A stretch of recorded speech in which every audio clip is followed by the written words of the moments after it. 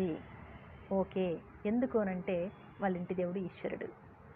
శివరాత్రి కదా, జాగారణ ఉందామని. ఏ సంవత్సరం లేకుండా ఈ సంవత్సరం ఎందుకో అనిపించింది. కొత్త తెల్లవారులు శివ పంచాక్షరి స్తోత్రాన్ని జపించి శివుడు వస్తాడు అనిపించింది నాకు.